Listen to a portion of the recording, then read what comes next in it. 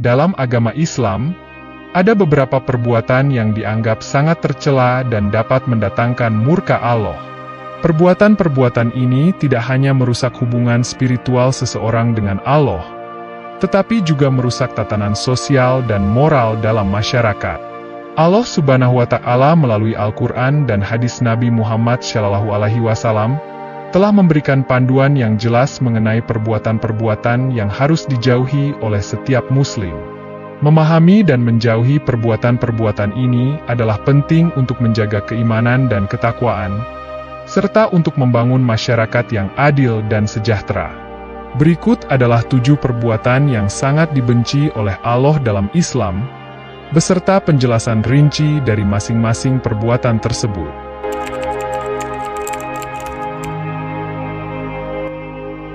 Syirik merupakan dosa terbesar dalam Islam karena melibatkan penyekutuan Allah dengan entitas lain, baik dalam bentuk dewa, manusia, atau benda. Perbuatan ini secara langsung melanggar prinsip dasar tauhid yang menegaskan keesaan Allah. Allah berfirman dalam Al-Quran, "Sesungguhnya Allah tidak akan mengampuni dosa syirik, dan Dia mengampuni segala dosa yang selain dari syirik itu, bagi siapa yang dikehendakinya. Barang siapa yang mempersekutukan Allah, maka sungguh ia telah berbuat dosa yang besar." Quran Surat An-Nisa ayat 48. Syirik tidak hanya menghancurkan iman seseorang tetapi juga merusak tatanan sosial dan spiritual komunitas Muslim. Mengingat dampaknya yang sangat merusak, Allah menegaskan bahwa dosa ini tidak akan diampuni jika pelakunya tidak bertaubat sebelum mati. Syirik adalah manifestasi dari pengkhianatan terbesar terhadap penciptaan dan tujuan eksistensi manusia di bumi.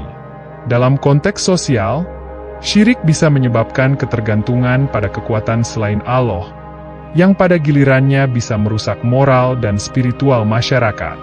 Menyadari pentingnya menjaga keesaan Allah, umat Islam diajarkan untuk selalu berpegang teguh pada tauhid dan menjauhi segala bentuk penyekutuan.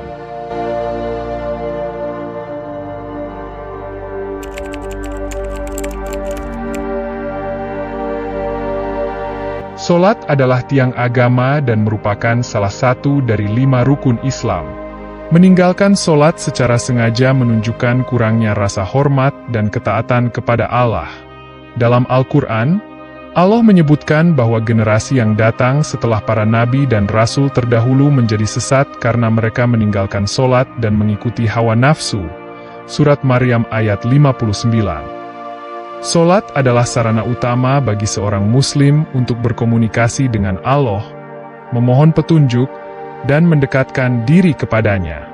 Meninggalkan salat tidak hanya berarti mengabaikan kewajiban utama seorang Muslim, tetapi juga memutus hubungan spiritual yang esensial dengan Allah, yang pada akhirnya dapat membawa seseorang ke dalam kesesatan dan kesengsaraan spiritual. Dalam Islam, salat 5 waktu adalah ibadah wajib yang harus dilakukan oleh setiap Muslim. Salat tidak hanya berfungsi sebagai bentuk ibadah, tetapi juga sebagai cara untuk mendisiplinkan diri, menjaga kebersihan spiritual, dan memperkuat hubungan dengan Allah. Mengabaikan salat dapat menyebabkan hati menjadi keras dan jauh dari petunjuk ilahi, yang pada gilirannya dapat membawa kepada perilaku yang menyimpang dan ketidaktaatan kepada hukum-hukum Allah.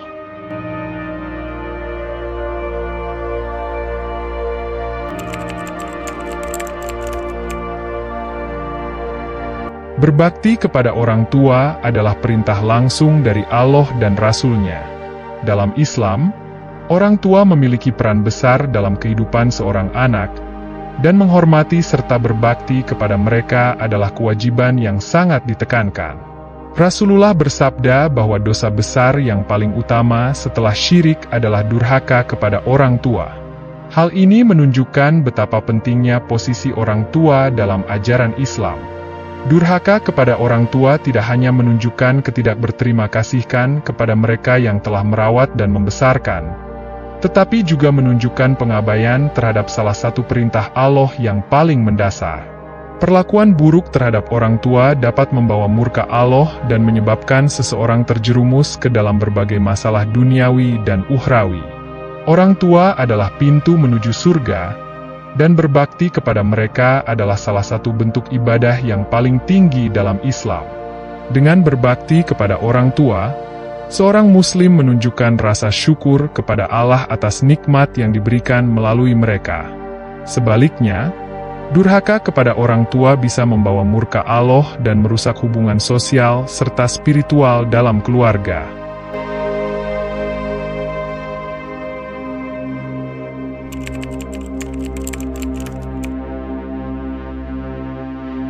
Anak yatim adalah mereka yang kehilangan ayah sebelum mencapai usia baligh, dan mereka adalah kelompok yang sangat rentan dalam masyarakat. Memakan harta anak yatim secara zalim, yaitu mengambil keuntungan dari harta mereka tanpa hak, adalah tindakan yang sangat tercela dalam Islam. Allah berfirman dalam Al-Quran, "Sesungguhnya orang-orang yang memakan harta anak yatim secara zalim, sebenarnya mereka itu menelan api dalam perutnya dan mereka akan masuk ke dalam api yang menyala-nyala, neraka." Quran Surat An-Nisa ayat 10. Islam sangat menekankan perlindungan terhadap anak yatim dan melarang segala bentuk eksploitasi terhadap mereka. Perlakuan baik dan perlindungan terhadap anak yatim adalah salah satu bentuk kepedulian sosial yang sangat dihargai dalam Islam, dan pelanggaran terhadap hal ini dapat mendatangkan murka Allah yang besar. Islam mengajarkan bahwa anak yatim harus dilindungi dan dihormati, bukan dieksploitasi. Menyalahgunakan harta mereka adalah tindakan yang sangat keji karena mereka tidak memiliki kemampuan untuk membela diri. Islam mendorong umatnya untuk menjaga amanah terhadap harta anak yatim dan menggunakannya dengan cara yang bermanfaat untuk kesejahteraan mereka.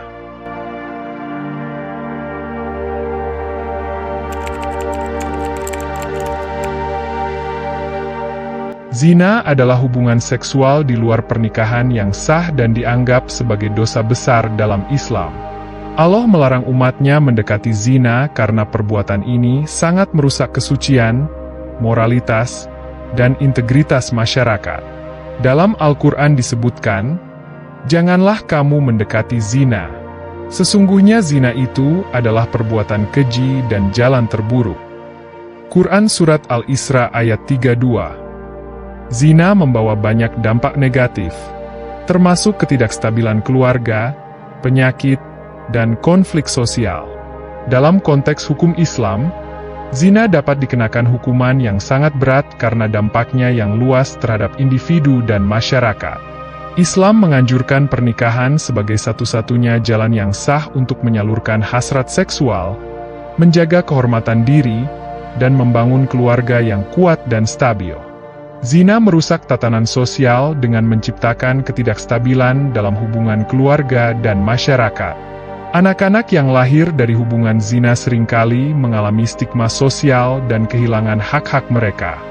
Islam menekankan pentingnya menjaga kesucian diri dan keluarga sebagai landasan moral dan etika yang kuat dalam masyarakat.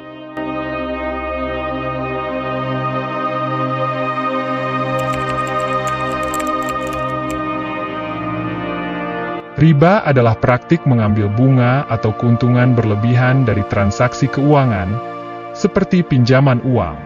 Dalam Al-Quran, pada surat Al-Baqarah ayat 275, Allah menggambarkan orang yang mengambil riba seperti orang yang tidak bisa berdiri dengan normal, melainkan seperti orang yang kesurupan atau kerasukan setan karena tekanan penyakit gila.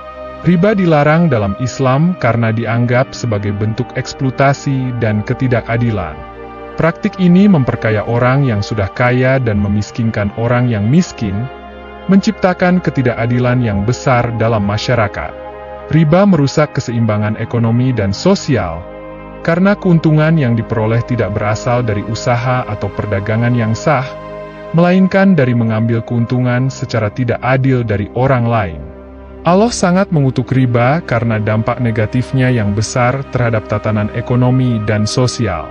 Riba menghambat pertumbuhan kesejahteraan masyarakat secara keseluruhan. Dalam sejarah Islam, larangan riba telah menjadi dasar penting dalam membangun sistem ekonomi yang adil dan berkelanjutan. Islam mendorong praktik keuangan yang transparan, adil, dan etis, yang bertujuan untuk kesejahteraan seluruh umat manusia.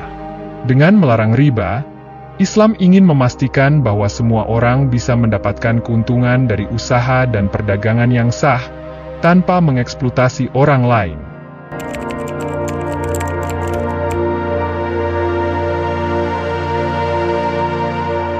Minuman keras adalah zat yang memabukkan dan merusak akal serta kesehatan. Islam melarang konsumsi minuman keras karena menyebabkan hilangnya kontrol diri, kerusakan fisik dan mental, serta berbagai masalah sosial seperti kekerasan dan kecelakaan. Allah berfirman dalam surat Al-Maidah ayat 90, "Hai orang-orang yang beriman, sesungguhnya meminum, khamar, berjudi, berkorban untuk berhala, mengundi nasib dengan panah, adalah perbuatan keji termasuk perbuatan setan. Maka jauhilah perbuatan-perbuatan itu agar kamu mendapat keberuntungan." Menjauhi khamar adalah cara untuk menjaga kebersihan hati dan pikiran, serta melindungi diri dari dampak negatif yang merusak kesehatan dan hubungan sosial. Dalam Islam, menjaga akal sehat adalah salah satu tujuan utama, karena akal adalah anugerah Allah yang harus digunakan untuk kebaikan dan ketaatan kepadanya. Konsumsi khamar tidak hanya merusak kesehatan individu, tetapi juga berdampak buruk pada keluarga dan masyarakat.